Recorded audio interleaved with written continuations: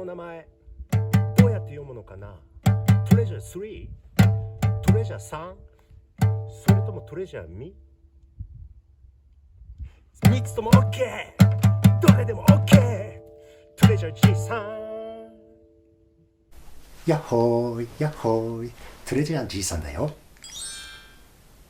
老齢 YouTuber って呼んでもいいよ。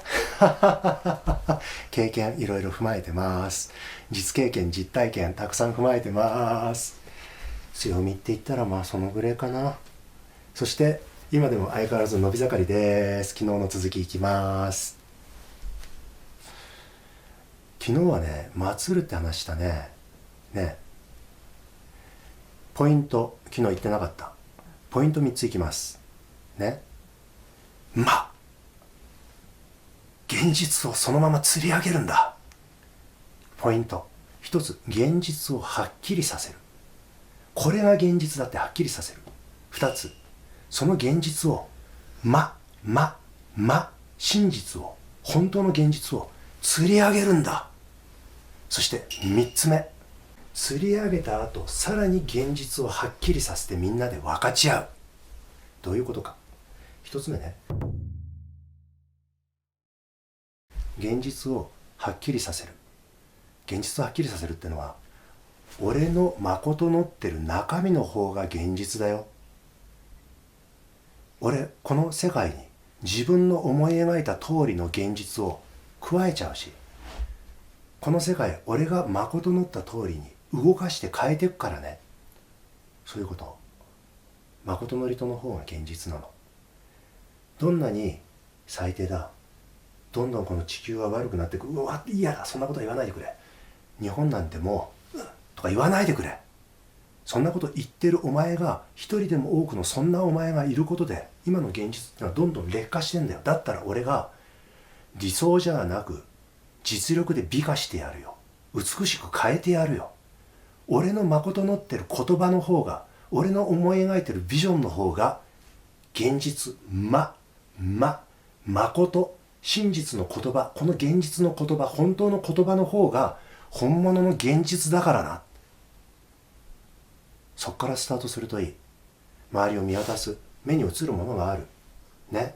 目に映っているいろいろがある。いろんな景色がある。この現実、はい、火つけたら燃えちゃいますね。雷バーン落ちてきたらこの木も消えちゃうかもしれない。あるいは切られてるかもしれない、10年後は。そしてわしの誠のりとは残ってんだよ。その時もわしがもしね、死んだ後霊魂になるとしたらだよ、霊魂はどういう霊魂になるかって言ったら、誠のった通りの霊魂になるよ。多分ずっと繰り返し続けて、訓従し続けた通りの言葉、思い描き続けた通りのエネルギーを持った霊魂になるよ。そしたら今ここ映ってること、映ってるものいろいろあるね。この木彫りの鶴さん、この家を建てた方が自分で掘ったの。この鶴さん、リアルな松、掘られた松よりも、誰もまだ見えてないかもしれない、誰もまだ見たことがないかもしれない俺の誠のりとの方が現実なんだよ。これ時々ね、今時々とか言いそうになったこれ時々確かめてみようね。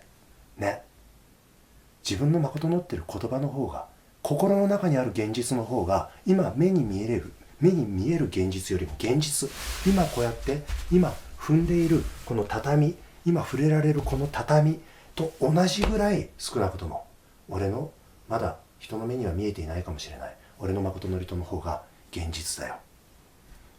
これ確かめようね。そして2つ目が昨日出てきたね。人には、周りの方々にはこの表面しか見えてないかもしれない広い海、この海の底、でっかい鯛が泳いでるっていうのは俺しか知らない。他の人見たことないから。俺は知ってる。釣り上げようと思えば釣れるんだから。誠のり方を知ってるんだからね。糸に針つけて餌つける。まさにわしがここまででお話ししてきたように、誠のりとをつぶさに細やかに具体的に思い描きながら、身体感覚で命の中に心地よい方へ命を伸ばしながら通していく。技術があるんだよ。方法があるの。そうやって実際に思い描いた通り、誠のった通りの現実を、海の底を泳いでいるマダイを釣り上げちまおうぜってこと。これが日本の伝統なの。知ってるでしょ。大きな鯛ここに持ってるおっさん、七福神の中の恵比寿様。恵比寿様って釣り竿を持ってここにでっかいマダイ抱えてたりするじゃない。恵比寿様ってね、もともとは発松鯛、昔のこの国の長い間のその57575757575のリズムでずーっと語り継がれてきた発松鯛っていうね、その交渉伝統の中では、もともとの名前を琴城主っていうの。言葉の力、誠なる言葉の力を最大限に発揮したことによって、もともとは反逆者の家系だったのが、後々までずっと朝廷で最高に尊敬されて重んじられた人なんですね。琴城主、誠のった力を象徴、シンボルってことだね、象徴してるの。誠のったら、琴城主が誠のったら、恵比寿様って琴城主のことだからね。恵比寿様が誠のった通りにほら魚を釣り上げたって格好なの。あれは誠のった力なの。琴城の主なの。まあこんな古代の知識はあんまりあってもなくても、とにかくこれは今わしが話していることは、このチャンネル、実用やってみよう系チャンネル、やってみてようやくこういうことかってわかる。ただ聞いているだけだったらね、他にいろいろ聞いたらいいじゃない。面白い知識あるからさ。実用やってみよう、試してみてなんぼなんだよ。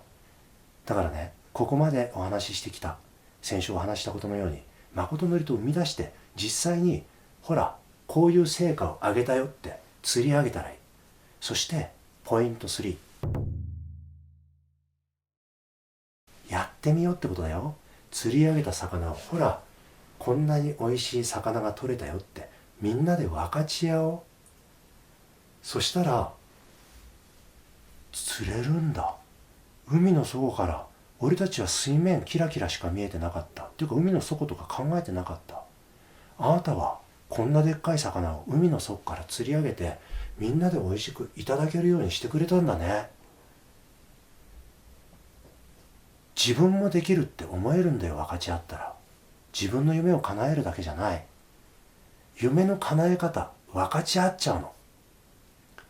叶えた夢の成果をお互いに分かち合おう。そしてどうやって自分は夢を叶えたかね、分かち合おう。わしはね、これまで53年ほんとこれありがてえこんで幸せに恵まれたと思ってる。豊かさ、健やかさ、幸せ、こういうことかってしみじみ恵まれてきたと思います。誠のった通りになった。ばあちゃんが言ってた通り、人生の節目節目でね、必要な力湧き出してきて、で必要な手助け、力添えを得ることができて、いろんな人たちのお世話になって、ちょうど程よく幸せ、程よく健やか、程よく豊かっていうところで、いろんな富に恵まれて晴れやかに暮らしてくることができたね。でそのためにね、晴れやかになるために努力はしなんだ。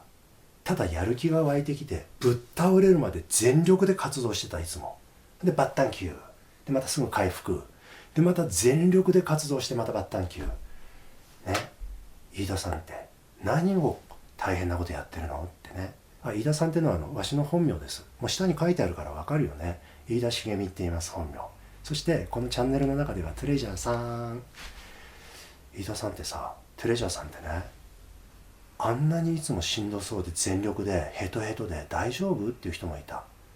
それがね、全力使っている時って人前でこうにっこり微笑んで見せたりとかできないだけで、もう全力使い果たした後人と会ったりしてたしね。笑顔を作る、声を出す力もない、そのぐらい全力で心の中は本当にすがすがしくて晴れやかだった。夢を叶えてきたんだよね。こういうミュージシャンになろうって思った。そういうミュージシャンになった。成果を上げた。こういうダンサーになろうって思った。そういうダンサーになった。トレジャーじいさんってこういうダンサーだねっていろんな人から言われるようになった。こういう詩を書けたらいいなって思った。こういう物語を、こういう戯曲を書けたらいいな、こういう舞台を上演できたらいいなって。中には20年かけて実現した夢も含めて、わしはこれが現実なんだって誠のった通りをすり上げて、みんなで分かち合って食べてきたんだよね。わしだけじゃない、世界中多くの人がこの誠のるっていう日本の伝統的な言葉とともに、このメソッド、テクニックというよりマジックを身につけて夢を叶えてきているの、すでに。これはすげえトレジャーだわ。こんなトレジャーがこの世界にあったんかい。誠のる、祭る。一人でできます。もちろん大勢でもできます。お家でできる。どこでもできる。どこでも祭れる。どこでも誠のれる。そしてこんなトレジャーがあったのか。人類みんなの宝です。これをなんとか取り戻して、シェアして復興していこう。そんな強い願いを持ってわしは生きてきた。今ようやく YouTube っていう方法を、そんなやり方があったんだって改めて気がついて始めたばかりの初心者弱小 YouTuber ながら、ここまで見ていただけて本当にありがとうございましたね。実用的なトレジャー、宝、試してみてください。またね。次回は人類について驚愕の衝撃の新事実が明かされます。人類の特徴3つとは、その特徴ゆえに人類が抱いてしまった3つの闇とは、そしてそのあらゆる人類の問題の根源になっている3つの闇の晴らし方とは、というような話題が登場します。これ全人類まさにどよめく、ざわめく内容ですので、お楽しみによろしくね。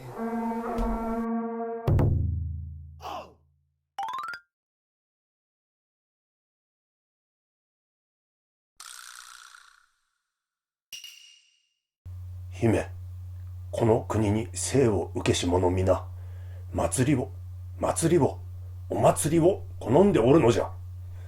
民は皆祭りなしでは生きていけんのじゃ。故にこの三成、腹をくくり申した。拙者徳川の軍勢、薩長連合の軍勢双方へ、そして今日大阪の稲荷神社へ集う民草へ働きかけてみようと思っておりまする。はっはっは。さぶり、三成。じゃないか、じゃないか、よーいよーいよーいよーい。